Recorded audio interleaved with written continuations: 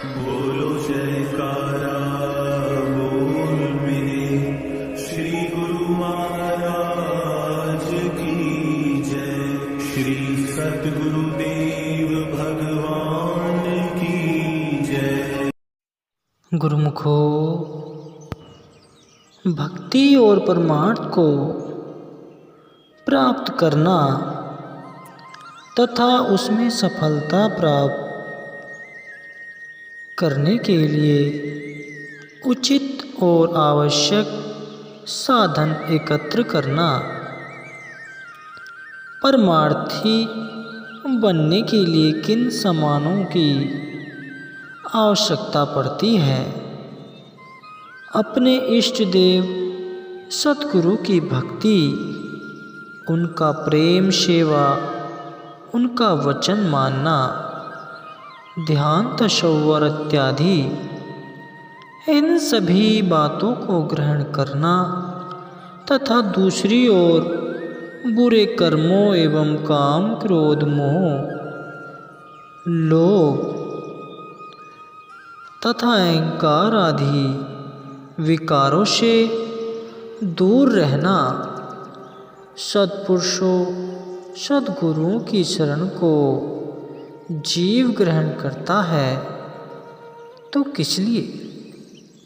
इसलिए कि वह पूरा गुरुमुख और पूरा सेवक बन सके। अतएव उसे वही कर्म करने चाहिए और वैसे ही सामान जमा करने चाहिए कि जिनके द्वारा उसके उपदेश की पूर्ति संभव। एक तरफ इष्ट देव सद्गुरु हैं, दूसरी ओर माया और माया के समान काम क्रोध लोभ मोह अहंकार इत्यादि है।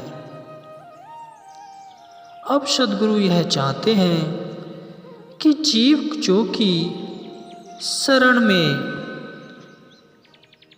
में आया है वह सच्चे सेवक पद को प्राप्त करे और अपने इन शत्रुओं से मुकाबला करके उन पर विजय पावे। सद्गुरु सदा ही अपने सेवक को इन शत्रुओं के गलबे से मुक्त देखना चाहते हैं। सेवक स्वामी एक मति, जो मति में मति मिल जाए, चतुराई रीझे नहीं, रीझे मन के भाव।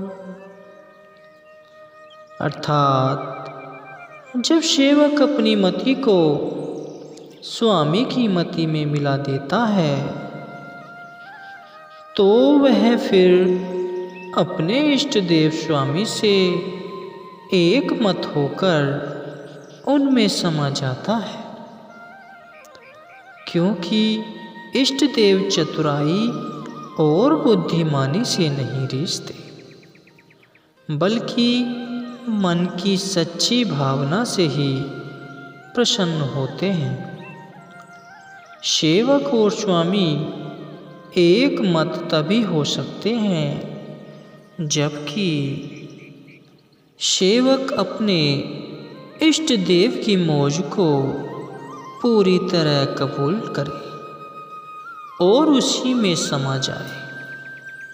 मन की सच्ची भावना से ही इष्ट देव की प्रसन्नता प्राप्त होती है। किसी प्रकार की चतुराई या बुद्धिमानी से इष्ट देव को प्रसन्न नहीं किया जा सकता। सेवक के अंदर में किसी प्रकार का मान गुमान इत्यादि नहीं, बल्कि दिल में सच्चाई सफाई और नम्रता हो। मन माया या उनके साथियों काम क्रोध लोभ मोह अहंकार आदि के अधीन होकर माया के पीछे दौड़ना गुरुमुखों का काम नहीं है। बल्कि यह तो भक्ति से विमुख जीवों का काम है, और ऐसे जीवों पर मालिक कभी प्रसन्न नहीं होते गुरुमुखो। किंतु जो कोई अपने इन शत्रुओं से बचने की कोशिश करता है और मालिक की प्रसन्नता को दृष्टि में रखता है, वही गुरुमुख और परमात्मी जीव है। सद्गुरु यह हरगिज नहीं चाहते कि जो जीव गुरुमुख या सेवक का दर्जा पाना चाहते हैं, उनका किसी प्रकार का भी रूहानी नुकसान हो। उनकी मौज और रजा इसी में है कि प्रत्येक जीव सच्चे सेवक और गुरुमुख की पदवी को प्राप्त करे।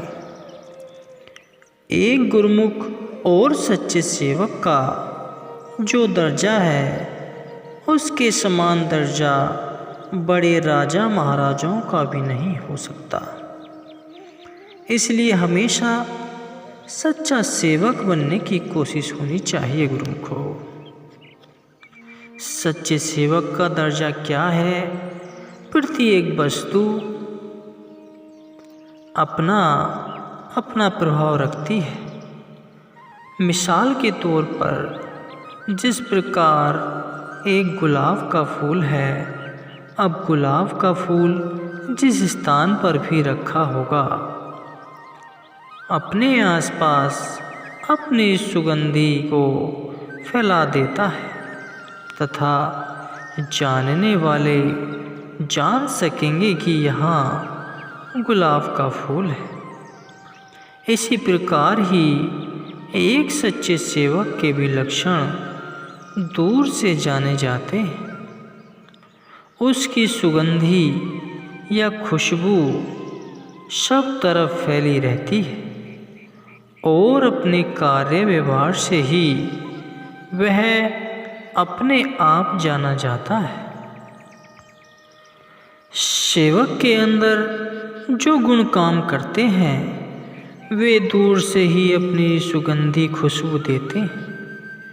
वे गुण क्या हैं? सच्चाई, मोहब्बत, नम्रता और दीनता। सेवक झूठ को सच्चाई से, द्वेष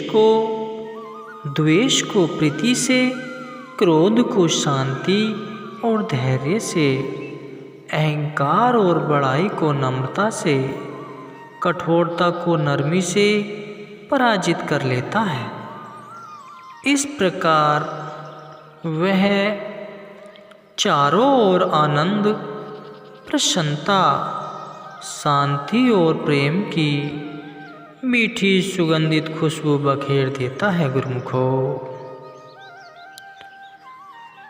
सेवक को मन, वचन, कर्म से ऐसा होना चाहिए कि उसके साथ व्यवहार करने या संबंध में आने वाले अन्य जीवों पर भी उसके कोमल और मीठे स्वभाव का प्रभाव पड़ सके।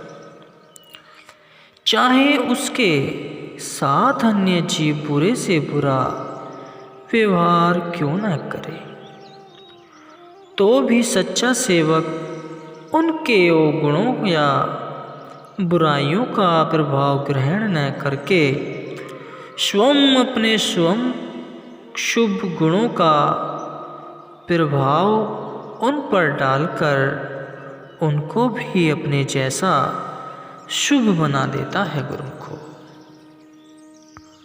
आज की वीडियो कैसी लगी? वीडियो को लाइक करें, कमेंट करें और चैनल को सब्सक्राइब करें।